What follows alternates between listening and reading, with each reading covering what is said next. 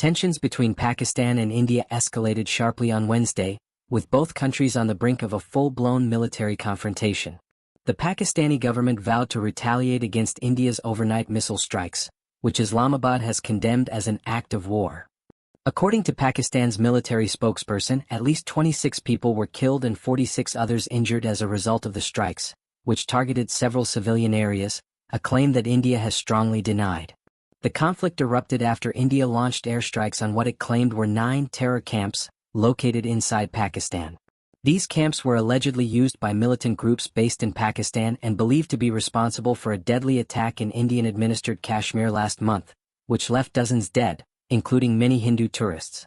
The Indian government maintains that these camps were breeding grounds for terrorism, and that their destruction was a necessary response to protect India's security. However, Pakistan strongly rejected India's narrative, arguing that the airstrikes targeted innocent civilians rather than militants. The Pakistani military asserted that India had fabricated the existence of these so-called terrorist camps, which Islamabad viewed as a pretext for escalating hostilities. In response, Pakistan's National Security Committee declared that it reserved the right to take appropriate action in self-defense, and warned that it would strike back at a time and place of its choosing. Pakistan's Prime Minister Shehbaz Sharif said that the armed forces had been authorized to take corresponding actions in retaliation. As the situation worsened, Pakistan moved tanks closer to the disputed Kashmir region, a highly sensitive area that both India and Pakistan claim in full but control in part.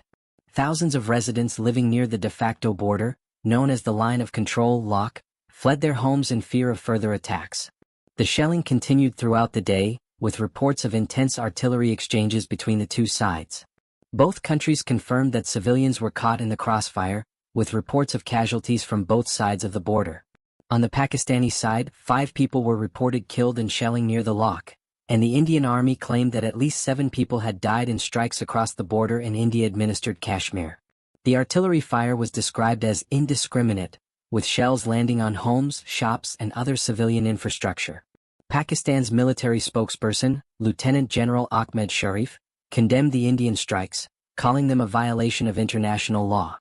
He added that Indian jets had also caused significant damage to vital infrastructure, including a dam in Pakistan-administered Kashmir. Meanwhile, in India, Prime Minister Narendra Modi and his government defended the airstrikes, describing them as a proportional and necessary response to the growing threat of terrorism emanating from Pakistan. India argued that the strikes were intended to preempt further attacks against Indian citizens. Foreign Secretary Vikram Misri asserted that India had intelligence indicating that another attack was being planned by Pakistan-based militants, which prompted India to act swiftly to prevent further bloodshed. The violence has triggered fears of an all-out war between the two nuclear-armed nations. India, in particular, has cited Pakistan's long history of supporting militant groups that operate in Kashmir, and has repeatedly accused Pakistan of harboring terrorists and encouraging cross-border violence. Pakistan, on the other hand, has strongly denied these accusations, insisting that it supports a peaceful resolution to the Kashmir dispute and has no links to the militants responsible for the violence. The conflict is rooted in the long-standing territorial dispute over Kashmir, a region both countries claim in full but administer in part. Since the partition of British India in 1947, the two countries have fought several wars over Kashmir, and the region remains one of the most militarized areas in the world. Both India and Pakistan have nuclear weapons, raising concerns that any further escalation could lead to catastrophic consequences. In the aftermath of the airstrikes, survivors of the violence were left to assess the damage. In Muzaffarabad, the largest city in Pakistan-administered Kashmir, residents expressed shock and disbelief at the devastation caused by the missile strikes. Muhammad Salman, a local resident, described the horrific sounds of the explosions and the panic that swept through the community. Many families, like that of Jamila Bibi, fled their homes and sought refuge with relatives as the violence continued. The Pakistani government also condemned the impact of the attacks on children, with reports of schools being damaged and several families losing young children in the strikes. A 3-year-old child was among the casualties, further intensifying the sense of outrage and grief in the region. Pakistan has vowed to seek justice for the victims of the attacks, and officials have promised to hold India accountable for what they describe as cowardly and unprovoked strikes. In response, India has maintained that the missile strikes were part of its broader strategy to target terrorist cells and prevent further attacks on its soil. India's military spokesperson stated that the airstrikes were focused, measured and non-escalatory, and were carried out with the intent of neutralizing terrorist threats while avoiding civilian casualties. However, this assertion has been disputed by Pakistan, which insists that India's actions were reckless and disproportionate. As the conflict continued to unfold, both sides engaged in a war of words through diplomatic channels and media outlets. Indian media, citing government sources, claimed that no civilians had been harmed in the airstrikes, while Pakistani officials vehemently denied this, providing evidence of civilian casualties. The conflicting narratives have only deepened the distrust between the two nations, making it difficult to find a path toward de-escalation. International reactions to the crisis have been mixed. While some countries have expressed concern over the rising tensions between India and Pakistan, others have remained silent or offered lukewarm calls for restraint.